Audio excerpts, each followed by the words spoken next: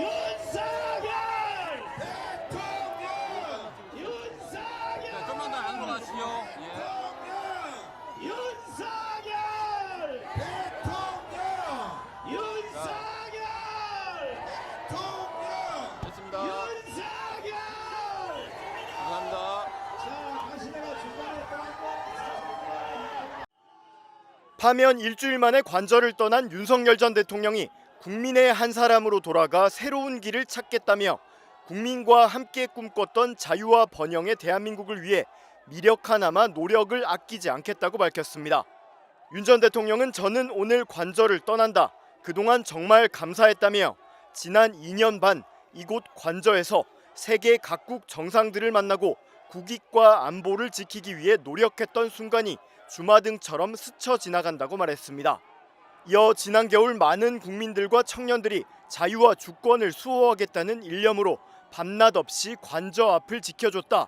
그 열의를 지금도 가슴 깊이 새기고 있다며 다시 한번 국민께 감사드린다고 말했습니다.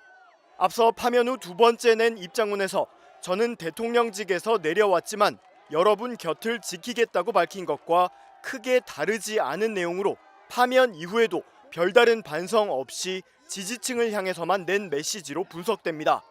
윤 전 대통령은 관저를 나서면서 지지자들과 포옹하고 악수하는 등 인사를 나눈 뒤 경호 차량에 탑승했고 이어 대리인단을 통해 별도 입장문을 냈습니다.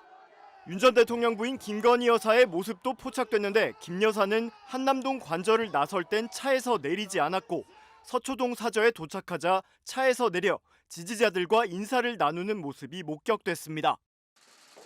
지난 2021년 12월 당시 국민의힘 윤석열 대선 후보의 부인 김건희 씨는 허위 경력 논란에 고개를 숙였습니다. 남편이 대통령이 되는 경우라도 아내의 역할에만 충실하겠습니다. 하지만 남편이 대통령이 되자 김 여사는 아내 역할에만 그치지 않았습니다. 취임 한 달 만에 공적 공간인 대통령 집무실에서 반려견과 기념사진을 찍어 자기 팬클럽에 공개한 겁니다. 사진이 유통되는 경로라든지 이런 것 때문에 자꾸 논란이 있는 거는 이번 기회에 좀 한번 정리가 돼야 되지 않나 이런 생각을 하게 됩니다. 공과 사의 경계는 없었습니다. 봉하마을 방문할 때는 회사 직원을 데려가고 첫 해외 순방에선 인사비서관의 부인을 데려갔습니다. 민간인이 일정 자체가 기밀인 해외 순방을 함께하며 대통령 전용기에 오른 겁니다. 2023년 리투아니아 순방 땐 명품숍 방문 장면이 현지 언론을 통해 보도되면서 논란이 일었습니다. 대통령실은 매장의 호객 행위 때문이라고 했습니다. 도대체 어떤 명품숍이 16명의 경호원을 뚫고 호객 행위를 할 수 있습니까? 김건희 여사의 대외 활동은 왕성했습니다. 파리에서 부산 엑스포 유치전을 할 때도 안녕하세요. 김건희입니다. K 관광을 알리기에도 앞장섰습니다. 안녕하세요. 김건희입니다. 대통령실은 김건희 여사 홍보에 열을 올렸습니다. 그러다 남편의 임기 1년 반이 지난 2023년 11월 김 여사가 명품백을 받는 영상이 공개됐습니다. 공과 사만 구별 못한 게 아니라 대통령 남편과 자신을 구별하지 않았습니다. 진짜 막상 이게 대통령이 되면은 좌나 우나 그런 거보다는 진짜 국민들을 생각을 먼저 하게끔 되어 있어요. 이 자리가 그렇게 만들어요.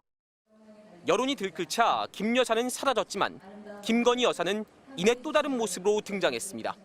다시 마치 대통령처럼 자살 방지 현장을 순시하는 듯한 사진을 공개한 겁니다.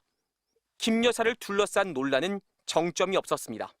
늘 새로운 논란이 불거졌고 계속 정점을 향해 달려가기만 했습니다. 윤 대통령의 비상겸 선포 직전에도 또 파면의 갈림길에 선 지금까지도 명태균 씨와의 은밀한 거래가 드러나며 김건희 여사 의혹은 여전히 현재 진행형입니다. 여보세요? 네네. 네, 당선인이 지금 전화를 했는데 하여튼 당선인 이름 팔지 말고 그냥 미르라고 했어요. 지금 전화해서. MBC 뉴스 이문현입니다.